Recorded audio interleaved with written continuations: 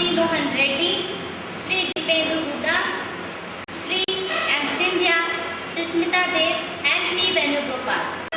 The matters I know are important enough, but they do not warrant interruption for business of the day. The matter can be raised through other opportunities, which I definitely give.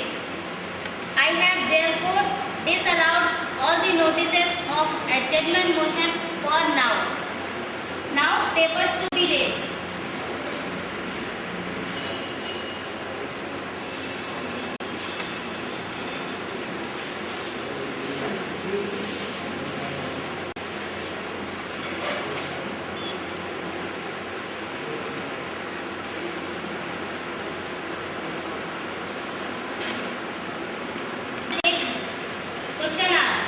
Question number 343. Madam Speaker, according to the report of IIT Delhi, the field performance evolution of 400 numbers of community-sized bookstores used in the midday meal schemes of government of Andhra Pradesh, Chhattisgarh, Uttar Pradesh, Maharashtra, Madhya Pradesh, and Haryana indicated reduction in the fuel consumption of 40 to 60%, emission reduction in the range of 60 to 70%, and saving cooking time in the range of 10 to 30% as compared to traditional chulha. So in this background, the thrust which have given to the biomass power production has not been given. We see a lot of push for solar and wind energy. Initiated by 2022, the production of solar power will be around 99,533 megawatts, and the production of wind power will be around 60,000 megawatts. But the production of biomass power will be only 10,000 megawatts. So I would like to know through you from the Honorable Minister about the fact that biomass and the small solar system will serve the purpose perfectly. This system basically serves the poor and needed people. The centralization system serves the purpose of corporate good. What is the ratio of expenditure incurred by the government for centralization of grid system to the decentralization of all grids? Madam Speaker, I have so much concern about centralization, particularly for the small systems which are biogas, biomass and biopower. This system particularly helps the movement of villages for green villages. They help provide electricity in remote corners of India. This government has been led by Prime Minister Modi ji committed to ensuring 24/7 access to power across the country to every household. Towards this end, the government has initiated a number of programs. The large-scale wind power rollout is being suggested for ensuring adequate power to rural areas. The farmers of India, the villages of India deserve to get the energy started. The biogas planting and cooking modules, the biogas gasifiers, the solar and lighting system, the box and solar cooker. All of these projects are at a very massive scale. Madam, 10,000 megawatts is not a limited factor. It is an aspirational goal.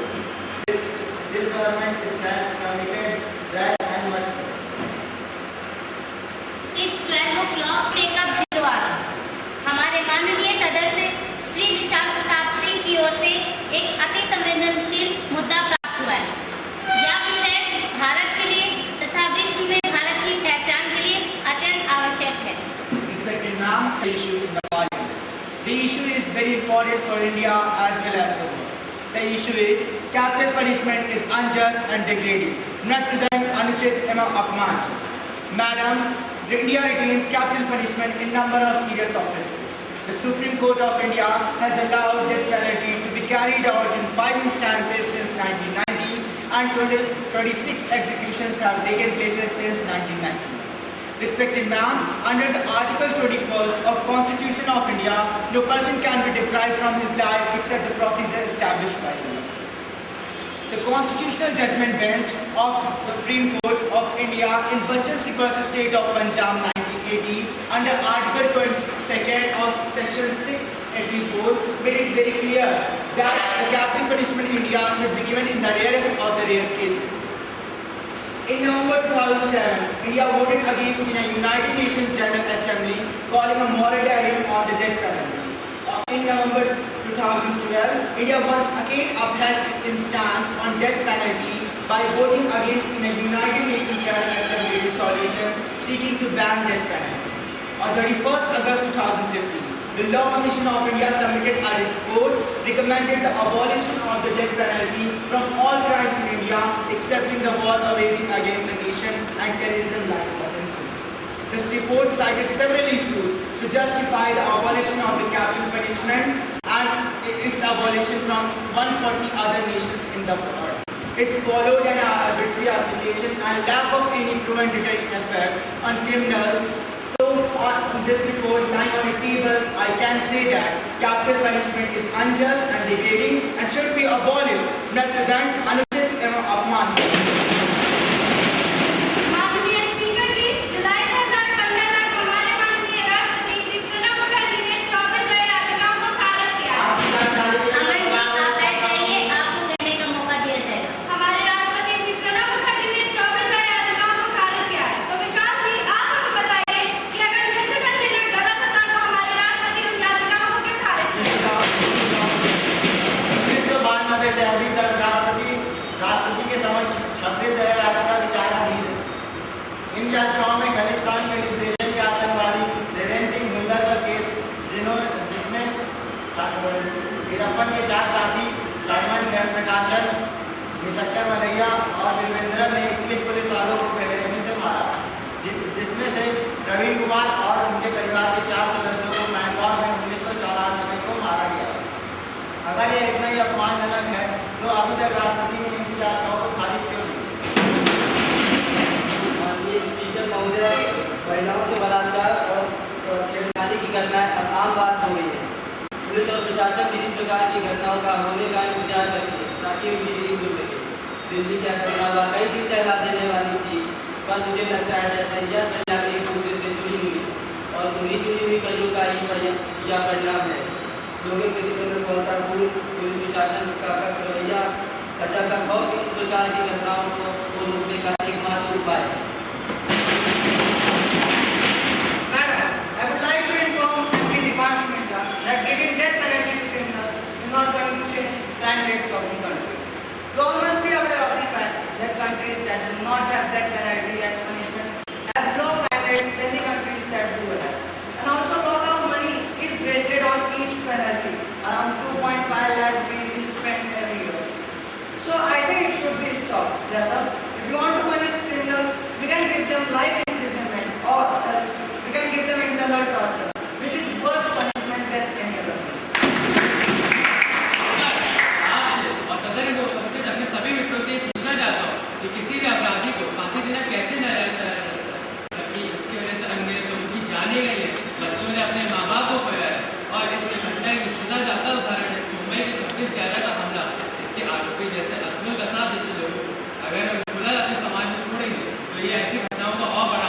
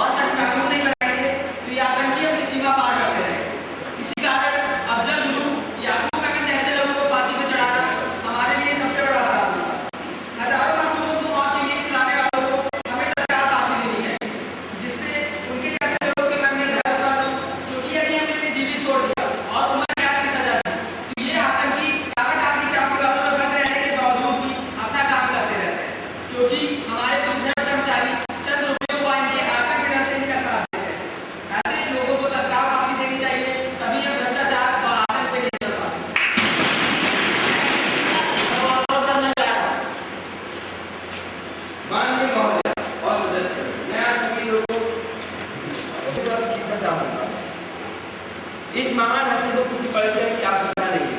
इन्होंने रंग भेद जैसे सामाजिक मुद्दों पर आवाज उठाई जो सराहनीय है। इनको इनके योगदान से बहुत सारे पुरस्कार मिले, जिसमें महात्मा गांधी शांति पुरस्कार और ग्लोबल शांति पुरस्कार भी मिले। मैं इस महान हस्ती के प्रमुख वाक्यों को आप सभी के सामने दोहराना चाहूँगा। Today a life, when a life has been lost, is revenge not justice. इसलिए मैं आप सभी से ये आग्रह करूँगा कि व्यक्तिगत चिंता को कर दें। हमें किसी प्रकार के निष्कर्ष पर आने से पहले उस पीड़ित के बारे में जरूर सोच लेना चाहिए, खासकर उस पीड़ित के परिवार के बारे में। एक अपराध कई जिंदगियां बर्बाद करता है तो उसकी सजा भी कड़ी होनी चाहिए। क्योंकि इससे सरल सजा कोई नहीं हो सकती। वह व्यक्ति जो इतने लोगों को मानसिक उत्पीड़न करता है, उसे बस उसकी जिंदगी लेना ही काफी नहीं, बल्कि उसके अपराध की जटिलता का एहसास कराना चाहिए। वही उसकी सबसे बड़ी सजा होगी। समाज और देश की रक्षा करना हमारा परम कर्तव्य है। हमें ऐसे सख्त कानून बनाने चाहिए जिससे अपराधी की रूप काट जाए और वह कोई अपराध करने से पहले 1000 बार सोचे। इतिहास गवाह है कि अनुशासन लाने के लिए सख्ती जरूरी है, इसलिए मृत्यु की सजा बरकरार रखी जाए। माननीय महोदय जी, दो बच्चियों को मिलाकर हम एक सही काम नहीं कर सकते। हत्या के बदले हत्या करना इंसाफ नहीं कहलाता है। संसार में किसी भी व्यक्ति को मारने का अधिकार नहीं है, ये न्याय के विरुद्ध है। अगर किसी भी मनुष्य ने गलत कार्य किया है तो उसे फांसी नहीं देनी चाहिए, बल्कि उम्र कैद देना चाहिए। मृत्यु से किसी भी व्यक्ति को डरा सकता है पर हमारे देश के अपराध को खत्म नहीं कर सकता। हमारे देश में जो कानून व्यवस्था के पास मृत्युदंड देने का अधिकार है, अब वह समय आ गया है कि इस अधिकार को खत्म किया जाए और कानून व्यवस्था पे संशोधन करना चाहिए। माननीय स्पीकर महोदय जी, मैं आपसे कहना चाहता हूँ, किसी भी अपराध को क्षमा करने से क्या पक्का है कि वो दोबारा अपराध नहीं करेगा? वह को जितना भी मारा दिया जाए वो पीछे में ही जाएगा। माननीय महोदय जी, मैं यहाँ हमारे राष्ट्रपिता गांधी जी के वाक्यों को दोहराना चाहूँगा। उन्होंने कहा था कि अपराध से घृणा करेगा कि अपराधी से। हमें हमारे सिस्टम में बदलाव करने की जरूरत है और मृत्युदंड खत्म करने की भी।